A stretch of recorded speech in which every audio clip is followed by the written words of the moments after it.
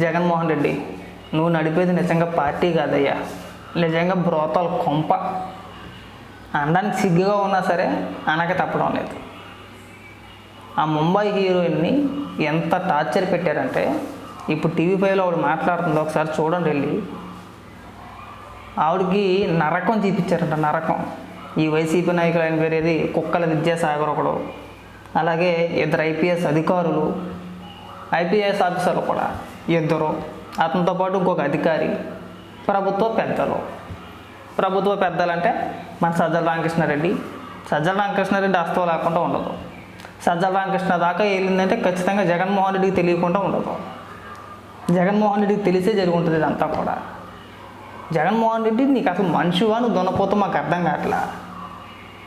ఒక ఆడపిల్లతో పాటు వాళ్ళ తల్లిదండ్రుల్ని అధికార మదంతో కేవలం మీ నాయకుడి కోసం పక్క రాష్ట్రం నుంచి ఆ పిల్లని వాళ్ళతో పాటు వాళ్ళ తల్లిదండ్రులను తీసుకొచ్చి ఇక్కడ పెట్టి ఇక్కడ నరకం చూపిస్తా వాళ్ళకి, ఇక్కడ గెస్ట్ హౌస్లో పెట్టి. మనుషులా మీరు? పైగా యాదవులకు అదొక ఫ్యాంటసీ బట్టలకు చూపించాడు ప్రతి ఒక్కడికని. ఆవిడ చెప్తుంది, ఆవిడ మాట్లాడినని చెప్పి మాకే బాధ కలిగింది. మాట్లాడినని చెప్పి వీడితోనే మాట్లాడింది. అంటే మీరు ఎంత టార్చర్ పెట్టుంటే అంతలా బాధపడుతుంది ఆవిడ. క్లియర్గా చెప్తుంది, నా జీవితాన్ని నాశనం చేసేసారు, వ్యక్తిగత సంబంధాలు నాశనం అయిపోయినాయి, నా కెరియర్ పాడైపోయింది, నేను నటించలేకపోతున్నాను. ఆ సంఘటన జరిగినప్పటి నుంచి ఇప్పటి వరకు మేము కోలుకోలేదు ఎవరం కూడా. ఇంకా అందులోంచి మేము బయటికి రాలేకపోతున్నాం, ఇంకా కుటుంబం మొత్తం కూడా. అంత నరకం చూపించారు మాకు.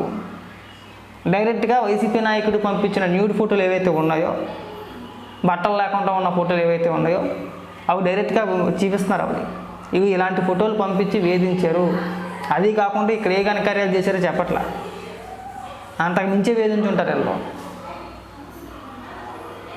ఆవిడ న్యూడ్ ఫోటోలు తీసి ఆవిడని వేధించారంటే ఎంత దుర్మార్గులు అవుతుంటే మీరు అంతలా వేధిస్తారు ఆవిడని.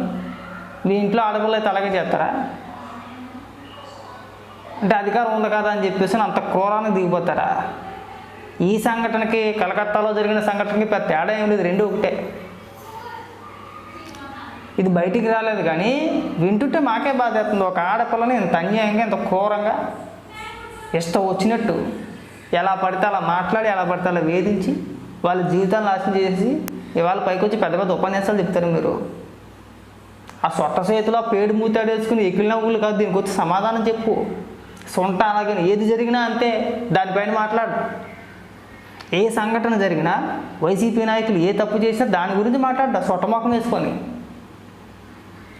పరామర్శిస్తానికి వెళ్ళి పళ్ళు ఎగిలిచి నవ్వుతాడు. మనిషివా నువ్వు? అసలు ప్రభుత్వాన్ని నడిపావు నువ్వు నడిపేది ఒక పార్టీయా? పార్టీ కాదు, బ్రోతల కొంప. నీకు విలువలు లేదంటే విశ్వసనీయతను ఇలా కొన్ని ఉంటాయి కదా, అవి లేవు, నీకు ఉండవు. మంచి జనం అయితే కాదు నీకు, ఖచ్చితంగా చెప్పగలుగుతాం. సిగ్గు అనిపించట్లేదు? ఆంధ్ర రాష్ట్ర పరువు తీసేసేవి వాళ్ళు. నువ్వు మొత్తం ఉన్న పరువు మొత్తం తీసి పడుతుంది.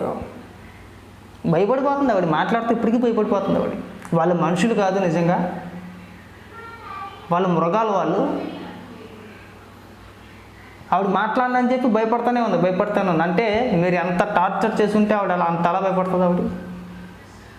నీకు లేరు ఆడపిల్లలు, నీకు ఇద్దరు కూతురు కదా. సజ్జల రామకృష్ణారెడ్డి నీకు తెలీదా? పైకి వచ్చి పెద్ద పెద్ద ఉపన్యాసాలు చెప్తారు. అసలు ఈ సంఘటన గురించి ఎవడో మాట్లాడారు. రెండు మూడు రోజులు బట్టి నడుతుంది కదా ఈ వ్యవహారం మొత్తం. ముంబైలో ఒక హీరోయిన్ తీసుకొచ్చి ఇక్కడ చిత్రహింసలు చేశారు, ఇక్కడ ఉంచారు కదా చెప్పేసి అని ఎవడన్నా మాట్లాడా?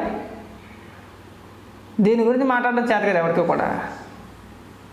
మట్టుకుట్టుకుపోతారు అదవలారు, అలాగని నాశనం అయిపోతారు, సర్వనాశనం అయిపోతారు, పురుగులు పట్టుకుపోతారు. మన వంపలో అయితే ఒకటి, బయటలో అయితే ఒకటి, ఇలా ఉండకూడదు. మనం ఎప్పుడు కూడా ఏది మాట్లాడినా నిక్కచ్చిగా మాట్లాడాలి, నిక్కచ్చిగా ఉండాలి ఖచ్చితంగా. సిగ్గా శర్మ మన బతుక్కి. అసలు ఎందుకు తీసుకొచ్చారు ఇక్కడికి నాకు అర్థం కాదు. ఎలాంటి నోటీసులు ఇవ్వకుండా అధికారులు మనం చెప్పినట్టు చేస్తారని చెప్పేసానా? మనం అధికారంలో ఉన్నా కాబట్టి ఎవడైనా సరే మనం చెప్పినట్టు చేయాలని చెప్పేసానా? సరే మీరంటే మనుషులు కాదు, ఎదవలు, మీ సంగతి పక్కన పెట్టండి. అంత పెద్ద పెద్ద చదువులు చదువుకున్నారు, పైగా ఐపీఎస్లు, మరి వాళ్ళకేం పోయే కల మాకు అర్థం కావట్లేదు. మీరు మనుషులా దున్నపోతులే? మీరు ఉద్యోగాలు సంపాదించుకున్నది అందుకే. పైగా విశాల్ గుని ఆయన ఎవరో ఉన్నాడు, గతంలో చూసి మళ్ళీ పెద్ద షోయింగు. నేను అది మన పరిధిలో ఉన్న అడ్మినిస్ట్రేషన్కి ఫోన్ చేసి పలానా ఆవిడ కంప్లైంట్ ఇచ్చింది కదా, ఇంకా ఎందుకు చేయలేదు, మీరు వెళ్ళి ఎత్తుకొచ్చాండి అక్కడి నుంచి. మీ ఇష్టానుసారంగా వాడు ఏం చేస్తారో తెలియకుండా. అంటే వాళ్ళు ఏం చెప్తే నువ్వేం గుడ్డి చెరిపినా చేయడమా? పైకేమో పెద్ద పెద్ద కలరింగా. బాబు నేను మొదట్లో అనుకున్నాను ఐపీఎస్ ఆఫీసర్లు అంటే ఇలా ఉండాలి అని చెప్పేసి నేను అనుకున్నాను. ఎంత దిగజారిపోయారన్నమాట. లుచ్చేగాళ్ళు, లోఫర్గాళ్ళు, దరిద్రులు, లకారాలతో సంబోధించాలి అలాంటి వ్యక్తుల్ని. లకారాలతో సంబోధించడం కానీ తప్పులేదు. ముఖ్యంగా జగన్మోహన్ రెడ్డి, సత్య రామకృష్ణారెడ్డిని వీళ్ళిద్దరిని అయితే తెలియదు మీకు తెలియకుండా జరిగిందని చెప్పేసి నేనైతే అనుకోను. ఖచ్చితంగా మీకు తెలిసే జరిగింది వ్యవహారం అంతా.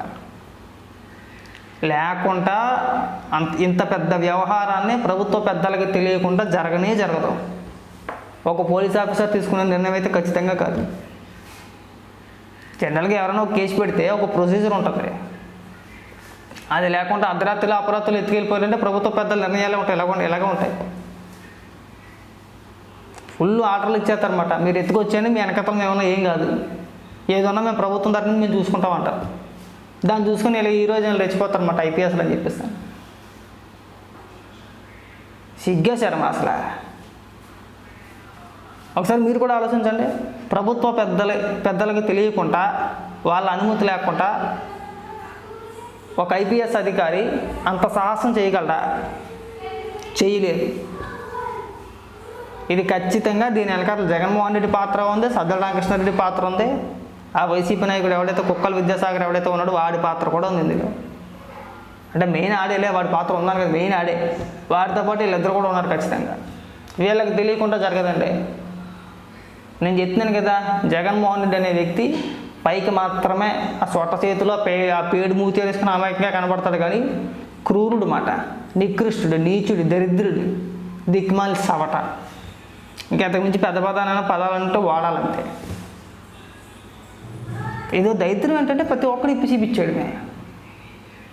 ఆ ఇప్పి చూపించే ఫ్యాంటసీలు అంటే మాకు ఇప్పటికీ అర్థం కాదు. ఆ గోరంట్ల మాధవ్, అనంతబాబు, ఇప్పుడేమో విద్యాసాగర్, అంబటి రాంబాబు, అవంతి శ్రీనివాస్, ఆ విజయసాయి రెడ్డి చెప్పుకోవసం లేదు మనం డైరెక్ట్గా. ఇంకా వాడకి కాసిన టైంలో తండ్రి అయ్యాడు, అదొక దరిద్రం. మీరు ఏం చేద్దాం అనుకుంటున్నారంటే దానికి సమాధానం ఉండే, ఎవడు దాని గురించి మాట్లాడటం. ఇక్కడికి వచ్చి పెద్ద పెద్ద ఉపన్యాసాలు ఇవ్వాలి మళ్ళీ ఇక్కడ. మీ బతుకులు సేడ, అదొక బతుకా మంది. మట్టి కొట్టుకుపోతారు, ఎదలారు చూస్తూ ఉండండి. ఆడదాన్ని ఉసురు పోసుకున్నాడు ఎవడు కూడా బతుకు పట్టుకట్టినట్లేదు. ఖచ్చితంగా మట్టి కొట్టుకుపోయేదాకా అలాగే పెడతారు దిక్కుమాలి ఎదవలారా.